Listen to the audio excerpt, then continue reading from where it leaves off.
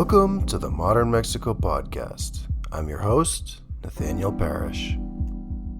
On today's episode of the podcast, we're delving into the topic of violence against journalists in Mexico.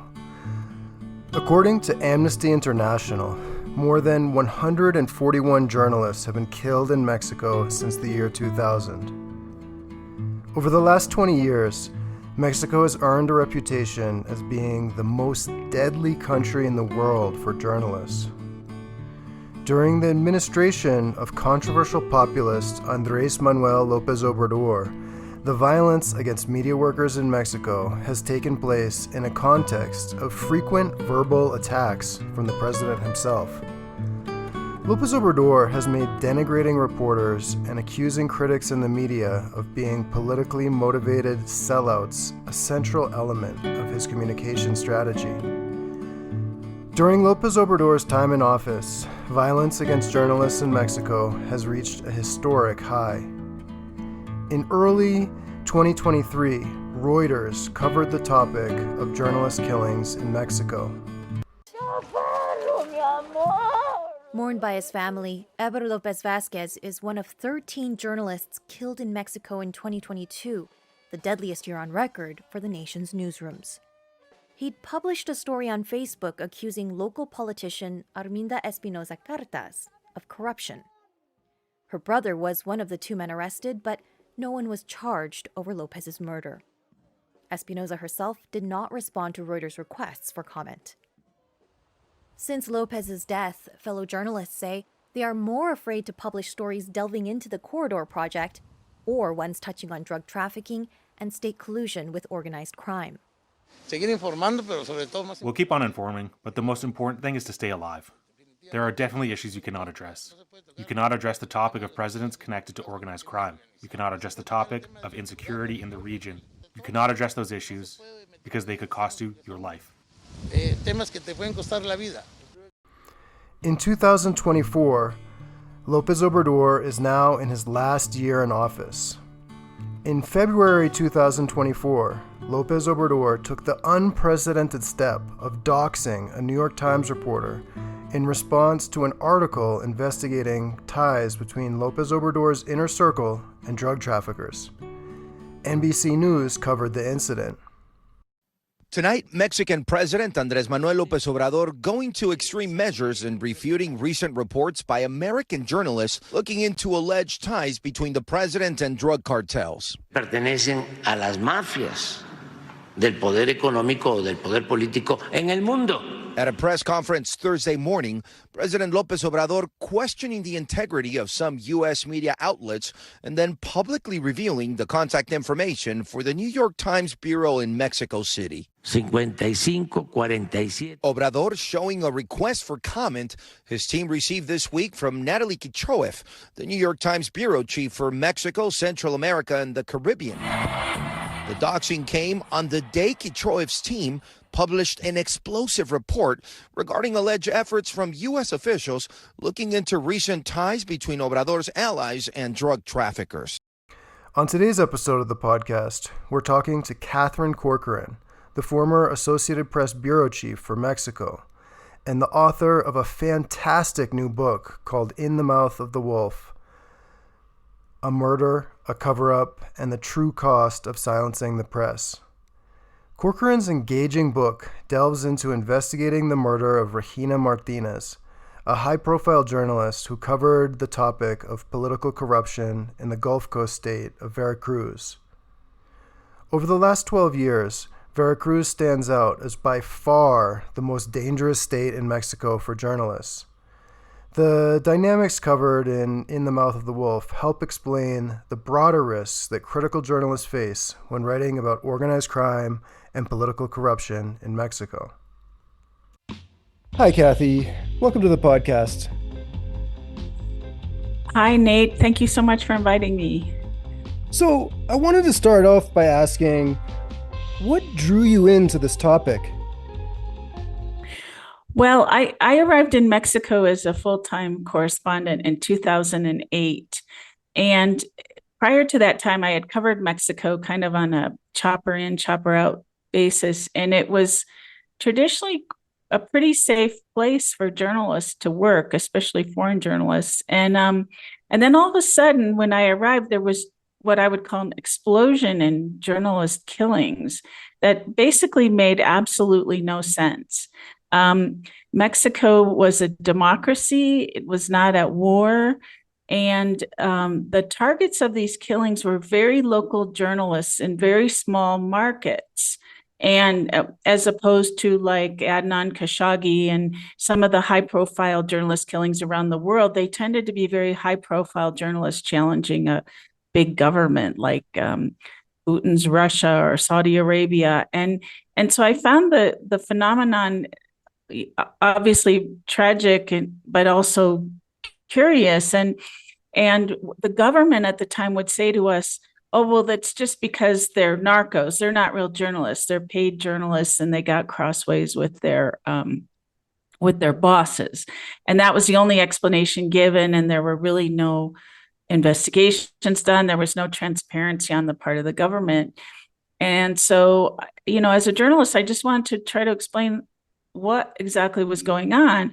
And then when Regina Martinez was killed in 2012, that really struck me because I knew she wasn't a narco journalist. I knew her reputation as being a very honest and very aggressive journalist in terms of speaking truth to power. And she had actually worked for the AP at one point. I had worked for the Associated Press, and I tried to hire her to work for the Associated Press on a freelance project. And so when she was killed in 2012, I knew immediately that it was something else. It was not a phenomenon of narco journalists being killed by their bosses, that these were really attempts to silence critical voices in Mexico.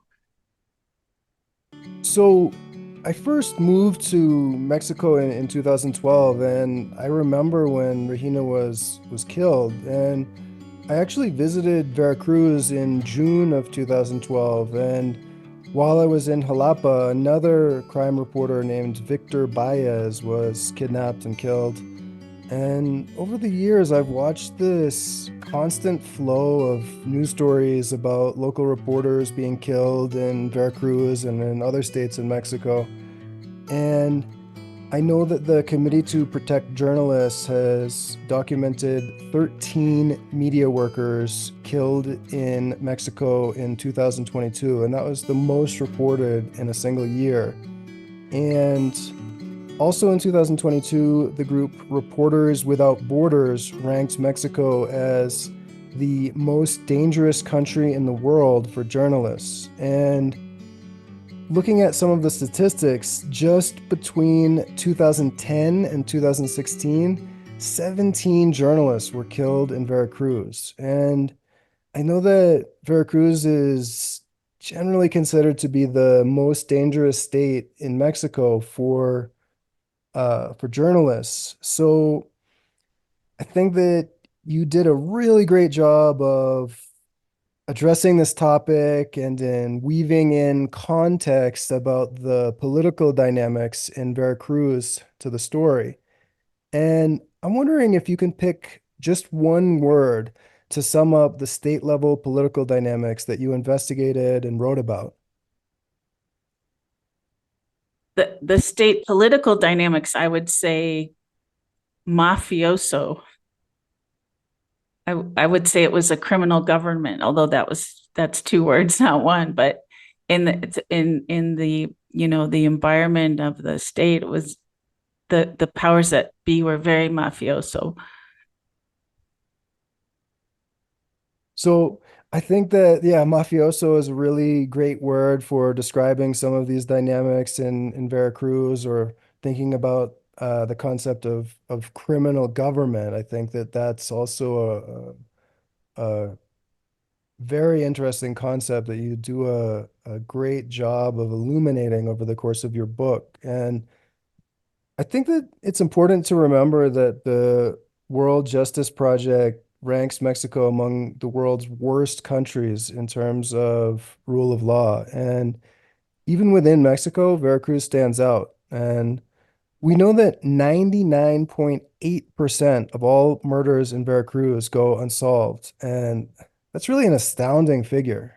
Basically, for every 1,000 murders in Veracruz, only 2 criminals are ever successfully prosecuted and convicted. And that's a pretty remarkable indication of institutional weakness.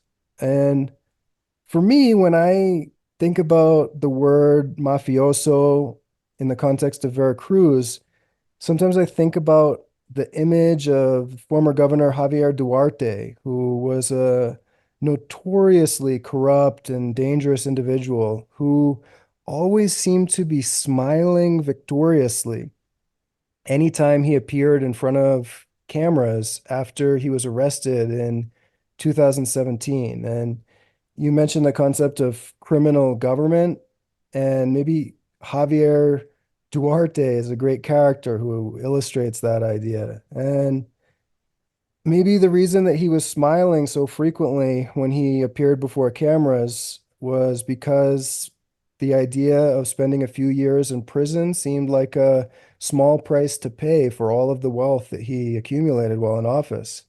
And he also probably knows that he's unlikely to be convicted and sentenced in connection to any of the politically motivated killings or disappearances that occurred in Veracruz while he was in office. And with that in mind, I wanted to ask, what are 3 words that you would pick to describe the atmosphere which reporters in Veracruz operate? Well, there was intimidation, fear, and uncertainty. And it wasn't just on the part of reporters, but it was on the part of the citizens who lived in Veracruz under the Javier Duarte regime. Just to put a little context to the observations and the numbers that you put out there, one of the things that I discovered in the book, or in researching the book, is that the reason that these numbers of journalist killings were so high, and the reason that they were local, is because with the advent of democracy in Mexico, which is pretty much marked by the 2000 election when the PRI was ousted from the presidency for the first time in 71 years, there was a dispersion or sort of a trickle down of power in Mexico. The president previously had controlled everything, even appointed the governors of every state, and even controlled the organized crime mostly in Mexico. And with this advent of democracy, the power trickled down to more local entities like governors and like municipal presidents or mayors. And so the organized crime found itself negotiating and working with more local powers. And so in the case of Veracruz, which stayed a pre-state longer than the rest of Mexico, they pretty much operated under that old system where the governor was the strongman that controlled everything. And it became, in the case of Veracruz, also negotiated with the cartels and organized crime. And with this new model, because in the past, the president of the country controlled everything, but now with these local politicians being able to negotiate and control, they were in a position to make enormous amounts of money that were never available to them before, either by collaborating with cartels or by taking bribes or by actually controlling the cartels themselves and stealing government money and disappearing rivals and all kinds of, as we keep going back to the word mafioso, all kinds of mafia activity. And that's basically what was going on under Javier Duarte, not just him, but his cabinet. And they all made huge amounts of money in this, what I call a criminal government, either by stealing public funds or by collaborating with drug cartels, or at one point, the former president, Felipe Calderon, openly said that the state of Veracruz was handed over to the drug cartels. And so that's what created this atmosphere of fear and intimidation and uncertainty, because the authorities were the perpetrators. So you couldn't go to the government or the police forces with a complaint if someone disappeared or if a crime occurred, because then you would receive the threats. They wanted to keep you silent. And it was basically true of the reporters. If the reporters started to delve into this intersection of where the government was working with organized crime or had even become organized crime, that was the most dangerous of all. And that is what was getting reporters killed. And Victor Baez also was a reporter who was looking at the intersections of the government and organized crime. And so it was almost like a death sentence if you were going to look into that particular type of reporting.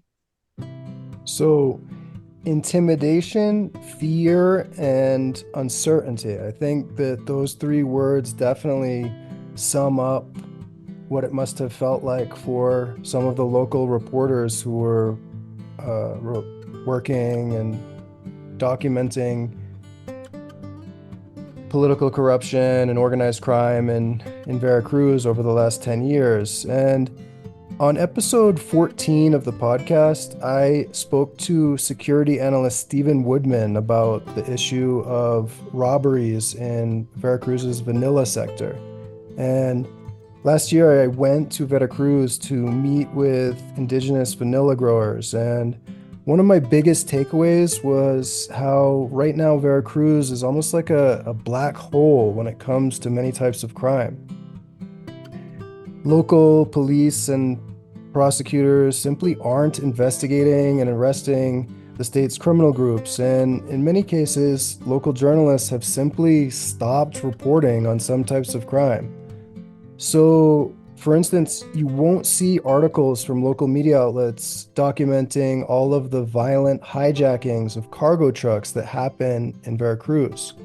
And I do a lot of research on the topic of cargo truck hijacking in Mexico. And according to the official government data, Veracruz is not really a hijacking hotspot, but data compiled by trucking chambers and other private sector sources show that it's one of the highest risk states in the entire country. And according to some estimates, an average of 5 cargo trucks are hijacked every single day in Veracruz. But we don't see local news stories from local reporters that are documenting the constant series of robberies. And we also don't see prosecutors investigating and arresting the groups that are committing these crimes.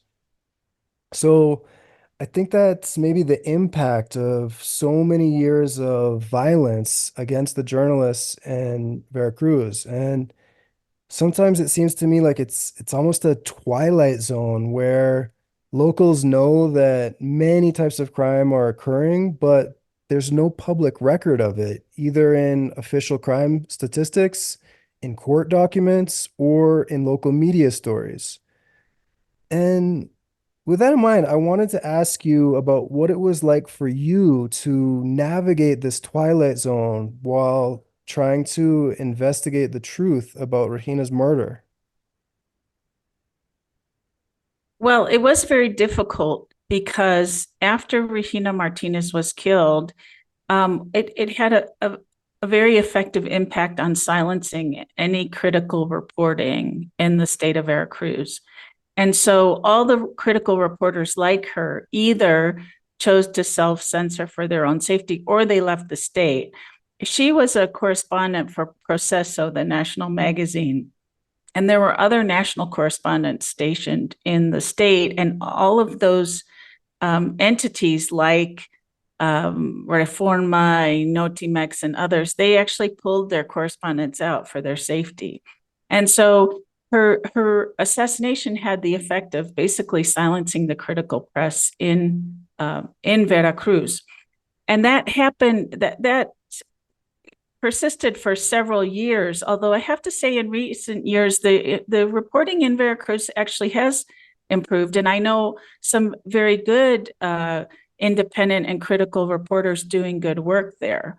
I'm not as familiar with the situation of hijacking trucks, but I know of many projects they've done there that have been critical of the government. The problem is that they really have no impact, because the government has really no interest, it seems, in solving any of these crimes.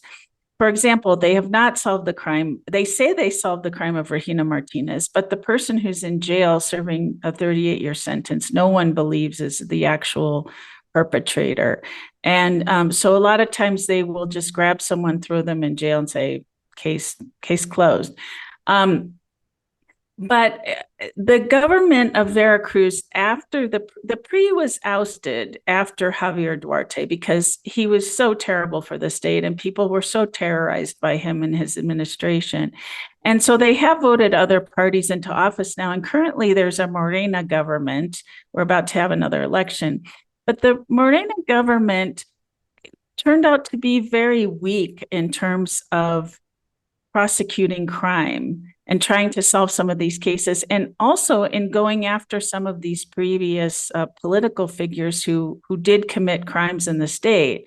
This current administration has a very hands-off policy in terms of any treatment of previous politicians in office, and also of crime in general. And I think that's a problem to point out nationally that affects journalists in a big way. The whole strategy of the president, Andrés Manuel López Obrador, has been to be very hands-off with the cartels. He's very much against confronting organized crime directly in the name of creating more violence. And he thinks if he just works on the underlying roots of the violence, that's the way to combat the problem. But what has really happened is that these collaborations between the political system and organized crime have increased. The corruption has increased, particularly on a local level. And that is why it continues to be so dangerous to be a reporter in Mexico. And that's why the number of killings of journalists has gone up, not down. And that's why 2022 was a record year. Because again, any reporter trying to look into real political corruption has, first of all, no backup, and second of all, no recourse. Anything that happens to a journalist happens with impunity. And so that's really what's going on in terms of political coverage for journalists and the political situation in Mexico and in many of these states, including Veracruz. And that's why it's so difficult to really, number one, report, and number two, mete out these kinds of crimes and actually bring people to justice. It's frankly just not a priority on the part of the government. And it leaves a lot of journalists terribly exposed when they try to do some really hard-hitting investigations on political corruption. So I think that's a really great point, and something that I think you did a great job of documenting in the book is this overlap between the state level politics and organized crime. And I think that over the last 10 years, we've seen this evolution in the way we talk about organized crime in Mexico. And maybe 15 years ago, there was more of a discourse about the war on Mexico's drug cartels, or that Mexico's government was at war with drug cartels. And now the discourse is a little bit more nuanced, and we try to investigate and understand exactly how the political world overlaps with the criminal world. And as you kind of navigated that very difficult to understand landscape, at the end of your book, you mentioned kind of the crippling effects of paranoia and how it affected you while reporting. But in the next chapter, you also mention the discovery of mass graves in Veracruz and the very real threat that agents of the state and organized crime members really were kidnapping, killing, and disappearing hundreds and probably even thousands of victims in Veracruz. And one of the most interesting things about your book is that readers can go with you as you try and navigate this terrain of imagined and real dangers. And something that I thought about a lot while reading your book was how when people are speaking Spanish in Mexico, they use the word inseguridad to describe crime. And there's an English version of that word, but among English speakers, we usually think of the word insecurity as a state of mind or as an individual shortcoming. So there's this situation where in Mexico, inseguridad is associated with societal failings and real risks, whereas in English, sometimes we think of insecurity as an imagined problem or a perception. And I know that in your book, you also mentioned the case of Ruben Espinosa, who was a photographer who was brutally killed in Mexico City in 2015. And that's another case where the details of the murder are murky, and the official narrative is that he was not killed because of his work in journalism. And you mentioned the word uncertainty today, and I think that that really applies very often in Mexico.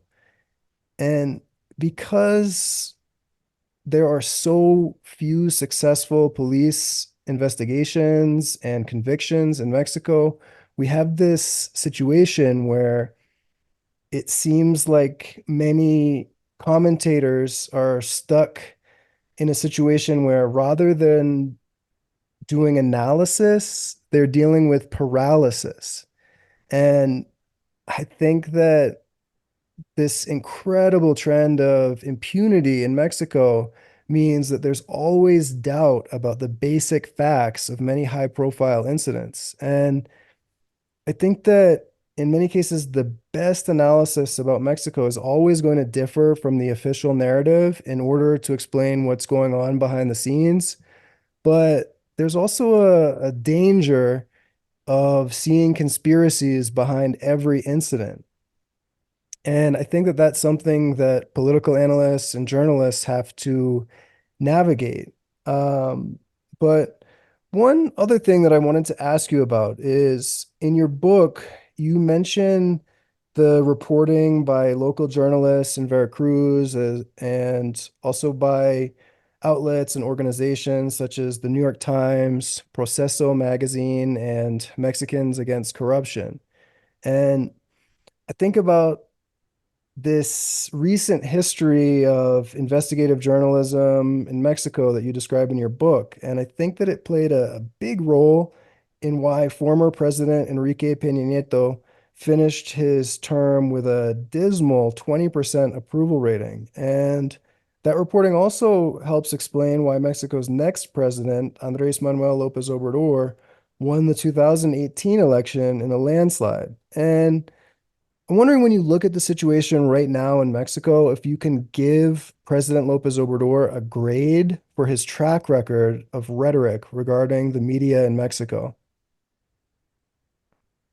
Yes, I can. Before I do that, I just want to speak to one of the points that you made about investigative reporting in Mexico. Investigative reporting in Mexico has improved dramatically in the 10 to 15 years. And one of the points I wanted to show in my book is that it was investigative reporting that actually brought down Javier Duarte and his criminal government. And so not only was the point of the book that journalism was a target so that this government could carry out its nefarious deeds, but ultimately it was journalism that brought them down. And I think that is the good news of what's happening in journalism in Mexico right now, that there's a lot more investigative journalism of the highest quality, including in Veracruz. And the problem is, and this is where we get to the grade for Andrés Manuel López Obrador, is I would give him a D, because he basically has used his daily press briefing to just all out attack the press and say that any critical press of his administration is orchestrated by his enemies, by his conservative enemies, by foreign governments, including the United States.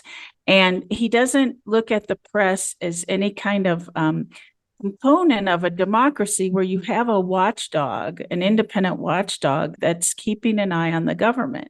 To him, he doesn't want a watchdog on the government. He's as a populist, and this is kind of classic of a populist candidate, he knows best. He's the good guy, he's a clean guy, and he's the guy who's going to fix everything, and he doesn't need any critics. And so he has created from a national level a very hostile environment for reporters by saying that instead of them like rooting out legitimate issues in his government that he could actually use as tools to improve his government, that they're all orchestrated by his enemies. And the reason I give him a D instead of an F is because he did one good thing, I think, for the press in Mexico. And that is he ended the huge government subsidies that the government used to pay to the media for, quote, publicity. And some of it was official and it would appear in sort of like advertisements for government programs or various things, or even political advertisements. And some of it was very much under the table. But it was a system that really corrupted the press in Mexico for a long time. And for a long time, there wasn't a free press in Mexico. The press was always private organizations. It wasn't state run like it is in other countries. But these private media organizations were very much controlled by the ruling party for 71 years, by these kinds of financial deals, so that you would get very lucrative contracts from the government if you were a newspaper or a television station. And then if you didn't report what the government wanted you to, they would take them away. And it was a huge financial hit. And so it was a system that really made the press beholden to the government in a way. And the fact that he ended those contracts and those subsidies, I think, was a great thing for the independence of the Mexican press. It also was a tremendous hardship for financing. I mean, the Mexican press is facing all the same financial difficulties that the US press is and press around the world, the traditional media. The financial support for independent reporting has basically collapsed. And so that makes it more difficult for people in Mexico to do that kind of independent reporting, but it really adds to the credibility of the press. The press is not beholden or paid or tied to the government in any way now, as it had been in the past for just decades and decades under the PRI. So that, I think, was a very good development, but his rhetoric, I think, is very dangerous for the press, because he's basically giving license to anyone who wants to attack the press as the press being corrupt, and as one famous politician said in the United States, the enemy of the people. And so he's created a very hostile environment for the independent press in Mexico. So you give López Obrador a D for his rhetoric regarding the media in Mexico. And I think that that's a pretty fair grade. And we know that the 2023 Reporters Without Borders Press Freedom Index ranks Mexico in 128th place among the world's worst countries in terms of press freedom. And you just mentioned another great concept. And I think that another aspect of López Obrador's legacy in Mexico is just how incredibly polarized he has made public discourse. And there are estimates that he makes around 80 false or misleading statements every single day at his press conferences. And overall, his strategy has been to insist that the media in Mexico are biased and corrupt. And there was a recent exchange at one of his press conferences that I think really highlights López Obrador's relationship with the press. A reporter asked some questions and showed data that many residents in Mexico lack access to tap water right now. And López Obrador just insisted that he had other data to show that the reporter was incorrect. And the reporter countered that her data was from López Obrador's government. And finally, López Obrador just seemed to give up on engaging and just started to complain that reporters in Mexico aren't professional. And I think that that interaction just kind of it's kind of sums up how under López Obrador, it has become largely impossible for reporters to really engage with the government on public policy issues. And I think the unfortunate lesson for Mexico's politicians is that López Obrador's combative strategy is highly effective. In spite of his well-documented struggles to catalyze meaningful economic growth or address Mexico's security issues, López Obrador continues to enjoy the support of a majority of Mexicans. And I think that he has largely avoided engaging with the reality that Mexico is still dealing with very serious problems when it comes to organized crime. And right now, Mexico is considered to be the worst country in the entire world for extortion and also for violent cargo truck hijacking. And overall, López Obrador's time in office has seen a historic level of violence. And it does seem like the lesson for politicians in Mexico is that López Obrador has embraced a kind of Donald Trump style strategy of disparaging and demonizing reporters.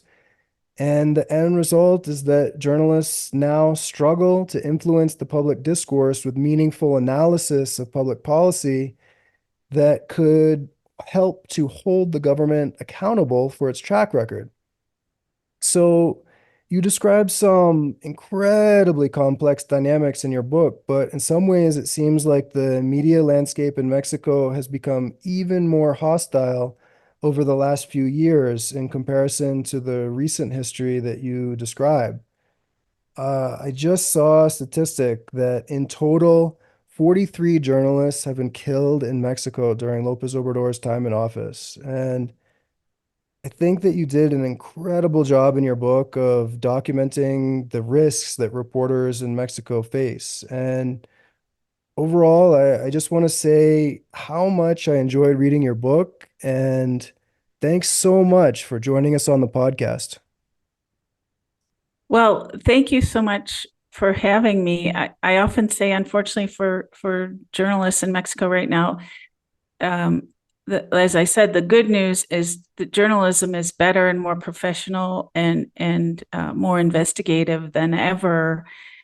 But the journalists are working in the worst of conditions under verbal attacks, physical threats, and also financial difficulties in getting independent news to the people.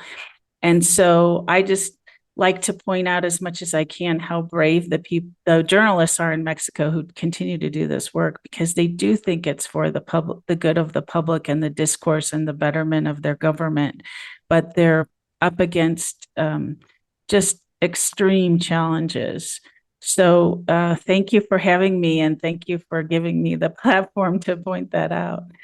I wanted to take a short break to remind listeners that the Modern Mexico podcast is sponsored by República Coffee Roasters.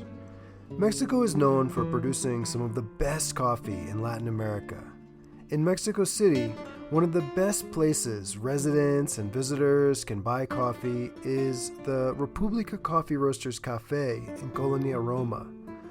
República Roasters coffee is also available for purchase online. Thanks for tuning in to another episode of the Modern Mexico podcast. If you like what you heard on the podcast today, check out my book, Searching for Modern Mexico, which is available on Amazon. The next episode of the podcast is coming soon. Until then, hasta luego, amigos.